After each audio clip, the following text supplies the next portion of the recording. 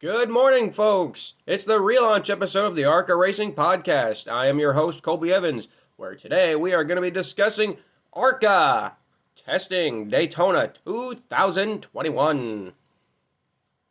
Today we'll be going such over as topics, like I said, of ARCA testing and, of course, some other issues that happened outside of the track and recent news stories that have developed just before the series hits Daytona. The point of this podcast is basically to support a series that I personally still love so much, despite many of people have given up on due to the low car counts and the fact that it's just a bunch of teenagers. But no matter what, I still love this series very much, and I watch it every single time I can, and I really hope the people who watch this podcast will as well.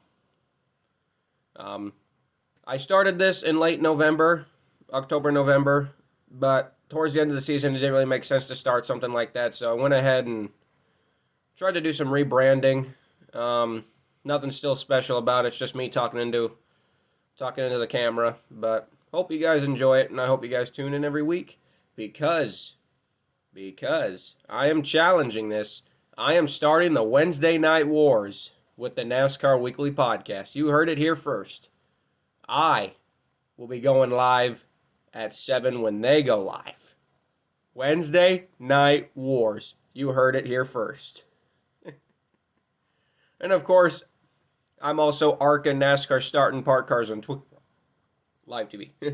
ARCA NASCAR Start and Park Cars on Twitter if you want to go follow that account as well for all my apparently bad takes and start and park picks. If you love start and park cars, I'm your guy. So yeah, let's get into the race of storylines. ARCA test results, day 1. Pull up the article right here. Live TV. Not even TV. ARCA cars, Derek Lancaster, who honestly should be celebrated. I mean, Jesus Christ, the guy, if you haven't seen his crash, that man cheated death. Really happy he's still alive, and happy he not only is still alive, but he's fast. Winning day 1 of testing at a 48.939, 183.902. Man, I tell you, if he wins, boy, that'd be an upset. Anyway, we had a pretty decent field despite, COVID, doing a lot of issues. We had 49 cars test on day 1, which, usually is about the usual field for ARCA testing. Nothing too special, but again, this is just about guys and gals getting approved for future races on the bigger tracks, and more importantly, just really having a good time. As for test day 2, a couple of teams had left the previous day because sometimes you only need one day of testing. If I'm correct, we still had, 36 cars on day 2, and Corey Heim, unsurprisingly, and Drew Dollar and Derek Griffith for Venerini swept the top 3 positions. Venerini, as we know, always tough to beat, and they will have 4 entries for the Daytona ARCA race, so they will be very, very tough to beat. But hey, you never know. With the ARCA race, we could have anyone win, and we mean anyone win. It's that crazy. So what many of you guys have seen is that if you go into the ARCA Racing competitor website, you can actually find the entry blanks for the races. It gives you the purse list, the schedules, and the actual entry form that you can fill out. Now, I wouldn't recommend doing that unless you're actually doing it. But it is kind of cool to see what an entry blank actually looks like for an ARCA event. Obviously, NASCAR won't do that. But it is kind of cool to see what these ARCA teams have to fill out to actually enter. But, one thing we talked about last year, man, those damn purse sizes. $17,500 goes to first place. That should be last place's purse money. But that's just how ARCA works. And it's fine. They got sponsorship to help pay. Last place at 34th pays just $2,200. That right there, I have an issue with. You're going to have all these teams come down here for Daytona, and you're only going to give last place $2,200, which just barely pays for a set of tires. That's bull, man. That is bull, and they know it. But yeah, I mean, may even leave a link down to this in the description. But yeah, it's got all the schedules on here. I wish I could show it to you guys, but no. And then it's even got the actual little entry form that you can fill out and send in. But it must be mailed into ARCA by January 25th. 5 days.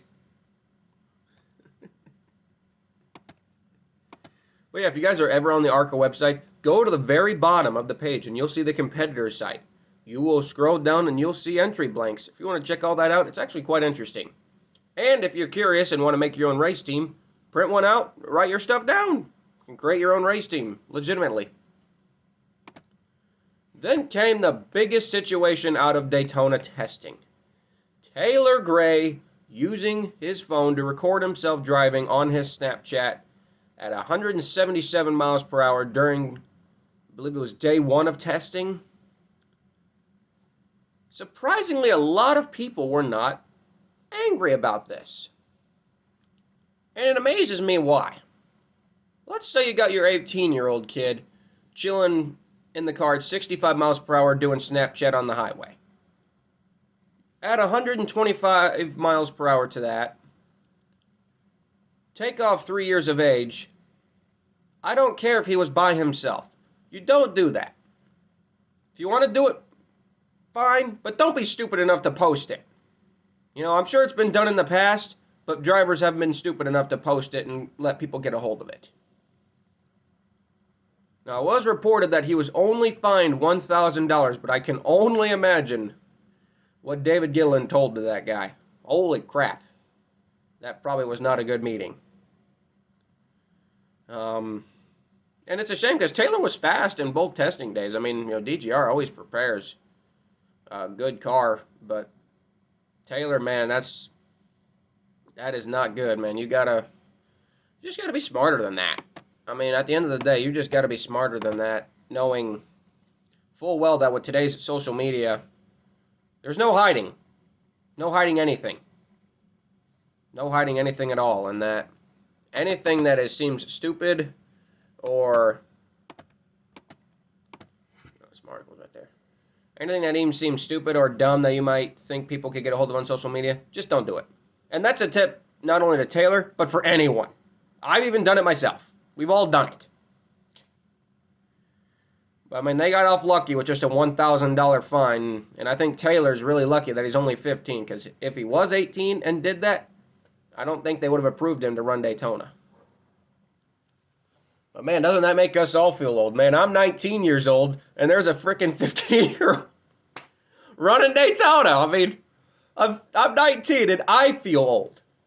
What does that tell you? Oh, boy. Here was a story that I was so happy about to see, man. A Winston Cup driver who he drove for some good teams, but never really got, the success he deserved. Rich Bickel. This was announced a couple of weeks ago, but Rich Bickel is driving his familiar number 45 number for Empire Racing in this ARCA race at Daytona. It is great to see him back. If you haven't been following Rich, some of you might not even know who he is. He's a former Winston Cup driver, used to drive the 98 for Cale Yarborough. And then he drove that iconic number 45 purple car, which, although didn't have much success, is fondly remembered for such an outrageous yet awesome paint scheme. Rich has been mostly on the late model circuit, I think even most recently as attempting the Snowball Derby last year.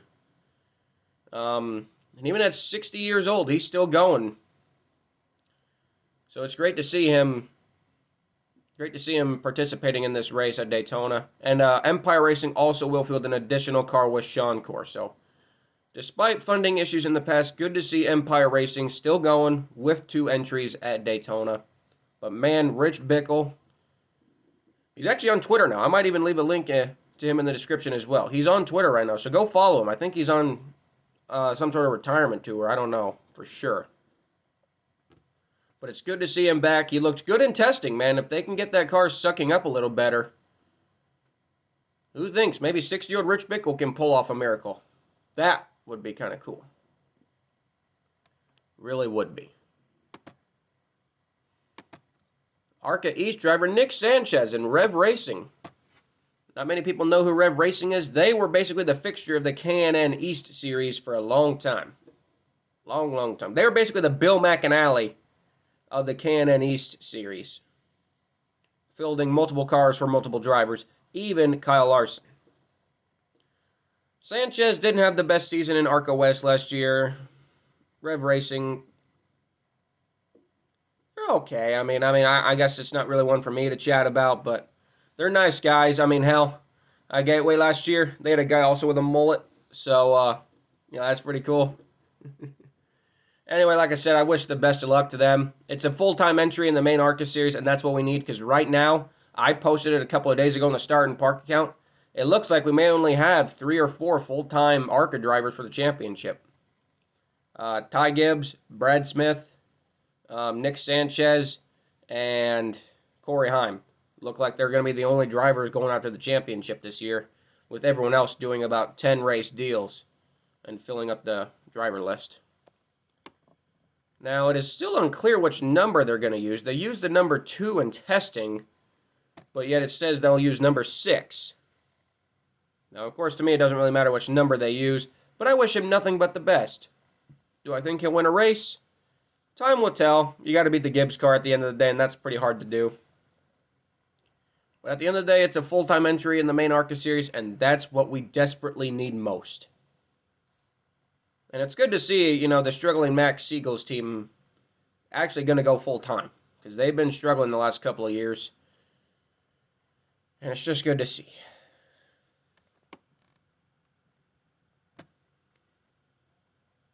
Awkward silence.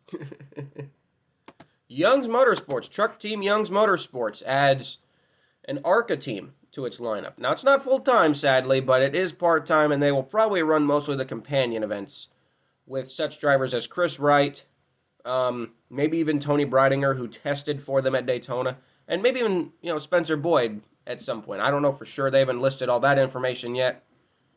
But they went ahead and tested with, I believe it was Chris Wright and Tony Breidinger. And they did a good job, and this is a solid truck team, and I think if they were to go down to ARCA, they could easily contend for wins. And, Chris Wright will run the 0-2 at Daytona for Young's, which, again, is a good team. I just don't know if Chris is ready, man. He's only had a couple of ARCA starts. I think if they can just hug that yellow line in the main draft, get a top 10, that'd be considered a good day in my book. But obviously, I don't run the team. I don't know how to be extreme. Bad rhyme. But yeah, they will run, like I said, mostly the companion events with the truck series and some maybe other slated events with pay drivers. But it's just good to see teams, even in this stage of ARCA, still branching out, wanting to run the series, wanting to give drivers a chance. Especially a guy like Chris Wright, who has kind of come out of nowhere, only ran about 8 races last year. And it's just good to see more people giving people a chance. But it'll be interesting to see just how many races they enter and who with in particular.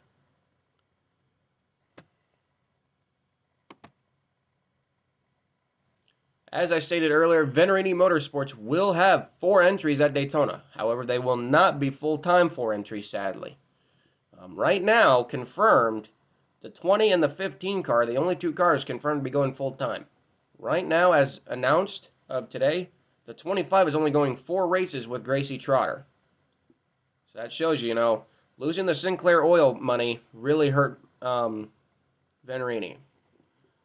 Which is a shame, because that was one of the best-looking cars in all of racing. That Sinclair car. I love that car. But they'll have 4 entries at Daytona, and they'll be a force to be reckoned with, that's for sure, especially if they work together. Although, if I had to cheer someone out of those 4 entries, Gracie Trotter, always. I hope she does great. We'll get on to her in a second.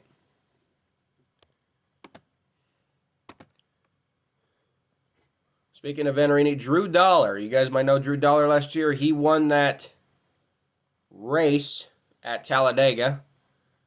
Wow, that was sad. But he won that race at Talladega.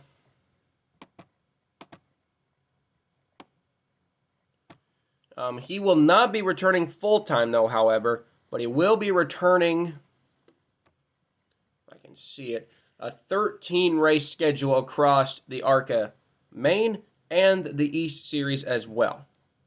And we'll also run the West finale at Phoenix. So although it's not a full season effort, you'll still get to see Drew Dollar in all 3 series. He did a good job. I just think it was a case of just being a rookie. Obviously, Dollar Concrete Construction will probably be back as his main sponsor, I'm pretty sure.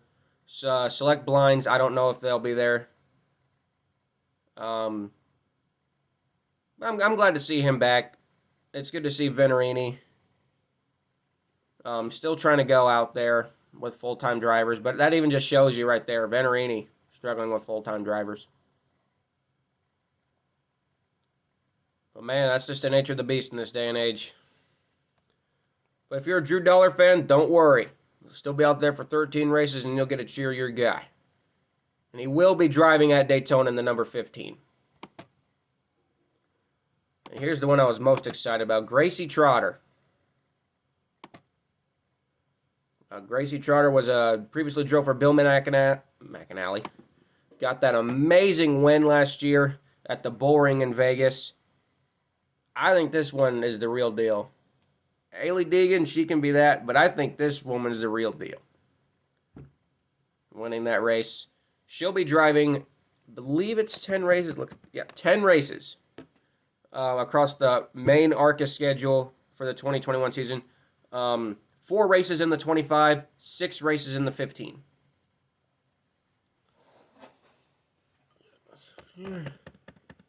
Yeah. And honestly, this is a great chance I just wish it was full-time. I think she did a great job last year in the 99 in the West Series, and did a great job in the companion races, where they actually ran with the main ARCA series as well. And I think this is hopefully her one big shot, and I hope I can tell you what, she'll do no better than Natalie Decker, that's for sure. But yeah, she will, her starts will be, she'll make her debut at Daytona, then she will compete at Phoenix, Talladega, Toledo, Elko, Berlin, Michigan, Milwaukee, and Salem, and will run the ARCA West finale in November. So like I said, a pretty decent schedule, plenty of tracks to show her talent on the big tracks and the tiny tracks.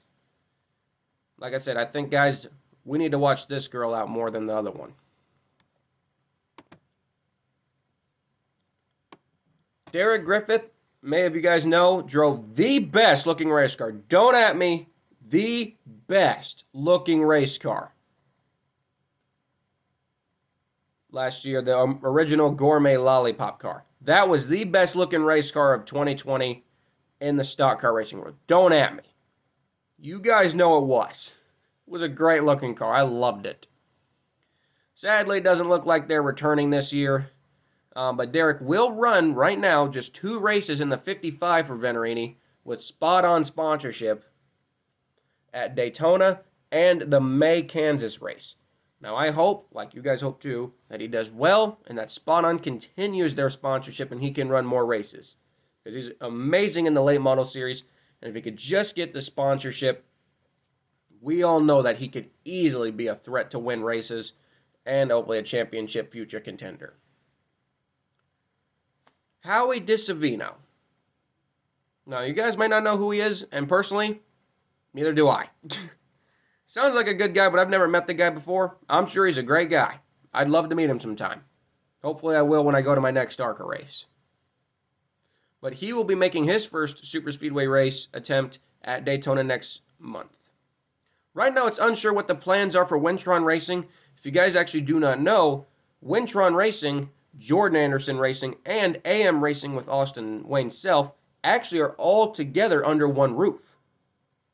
They're all together in one roof, which I think is a lot smarter. It's smart to share technologies with each other.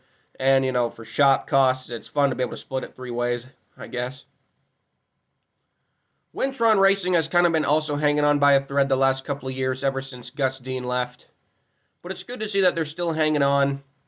I hope Howie runs a lot of races this year. Right now, Daytona was the only one announced, but I'd have to assume that it's probably going to be at least maybe the Shoot Chief Showdown schedule, which is 10 races. Can only hope so. And I hope, like I said, to meet Howie. Hopefully they run Iowa. I'll be there in Iowa in July, and hopefully they're there then. But anyway, I wish Howie the best of luck. And just like what I said earlier with the other rookies who are running Daytona, hug that yellow line in the draft and don't move. Do that, you'll have a good finish. Championship team Brett Holmes Racing. This was happy to see because this is a hometown team that everyone wanted to see beat the big guns at Venturini. Like, even though I love Venturini, we all wanted to see Brett Holmes. And they weren't, and the best part is, they weren't even supposed to go the full season. If many of you guys remember, it was about in late January, about 2 weeks before Daytona last year, they had announced they were only going part-time. But they were doing so well, they're like, screw it, let's go after it. And look where it got them, the freaking championship. Man, I tell you, it just doesn't get any better than that. And I was there. I was there in Kansas working with Brad Smith. And just seeing that car sponsored in general by Golden Eagle Syrup, seeing that car sponsored and getting the big paycheck for winning the championship, just warms your heart. Because I've worked in enough ARCA races to see just how hard those guys have worked. They have been through the downs of downs. And they've now hit the ups and ups. And they will field a part-time entry in ARCA this year and a part-time truck entry with both drivers, Brett himself and junior motorsports driver Sam Mayer. These two guys are a threat to be reckoned with. Sam Mayer and Brett Holmes are two very, very talented drivers. And veteran crew chief Shane Huffman. I mean, right now, this may be just part-time, but these guys are building one hell of a team from the crew chief to the drivers and hopefully the equipment that they will be getting. Now, right now, it's unclear of all the races that they will be running, but it's presumed that they'll run maybe about 6 to 7 truck races and about half the ARCA schedule. But I'm just so happy to see this team branch out because a lot of you guys, if you also remember reading that article, they were going to branch out into the truck series last year. But of course, when the ARCA deal happened, when they saw how good they were running, they just took a chance on themselves and put those plans aside for the next year. And instead, focused on the ARCA efforts, and look where it got them. Championship. And I wish them just nothing but the best. We all love Brett Holmes. We all love Sam Mayer. We all love the truck series getting more money. That's the main part. The truck series, for what we saw just 5 years ago with the truck series to now where it is 5 years later, it's quite amazing. Even through COVID, it's amazing to see where the series has went through and it's still at a very high level. This was kind of out of nowhere news. You talk about out of nowhere news. Blaine Perkins. You guys know who Blaine Perkins is? Well, I'll tell you one thing. He's a good driver. He drove in the K&N series. He drove the 21 car back in 2017, I believe it was. And then he made some previous ARCA starts for the defunct Mason Mitchell team and some random starts here and there. He drove the 6 car full-time last year for Bob Bruncardi's team in the ARCA West series, if you don't remember that either. But it was announced on Monday that he will drive the 03 for Our Motorsports in 6 races this season. Now, I'm going to say, making the jump from part-time, full-time ARCA all the way to part-time Xfinity may not be the best decision, especially without practice. But I've seen Blaine drive. I think he'll be just fine, as long as his track schedule fits him for what he's done previously. I really wish him nothing but the freaking best of luck, because Our Motorsports has really stepped it up this year, and I think they could be a real threat for wins. Well, you talk about out-of-the-world news, but that's what we expect in the NASCAR and ARCA silly season. As I've mentioned him before, Corey Heim. Young driver, but, man, he shocked the world at Kansas when he won that race in an Andy Hillenberg car. which was a Venturini car. I was just using Andy's number, which I still love. Andy Hillenberg getting the ownership credit win at Kansas. That was great. But he will be, right now, the only full-time driver for Venturini driving the 20 car. Likelihood is the championship will be between him and Ty Gibbs. Now, even though that's only 2 drivers, those are 2 very competitive drivers. Even though it's maybe a 2-horse race, it's going to be one hell of a 2-horse race across super speedways, short tracks, dirt tracks, and road courses. That's why I love the ARC schedule so much. All different kinds of racetracks. But I wish him nothing but the best. I mean, he is so impressive. Average finish of 5.8 in his 2 partial seasons and 100 laps led. That is very, very impressive. So I really hope he does a good job. And I've met him 3 or 4 times before. I've met all these guys 3 or 4 times before. Before I tried to become a crew member, I was a race fan, and I was an autograph diehard. So, yeah, I wish him nothing but the best. But like I said, it'll probably come down to Ty Gibbs and Corey Heim for the ARCA Championship, which, like I said, will still be something fun. One of the lower back halves of the ARCA series, which still has a big following, which is just... I love him so much. Brad Smith announced something very special, and I really want you guys to pay attention to this because I'm going to try to explain this as best as I can. Brad has the BF2 program. Brad's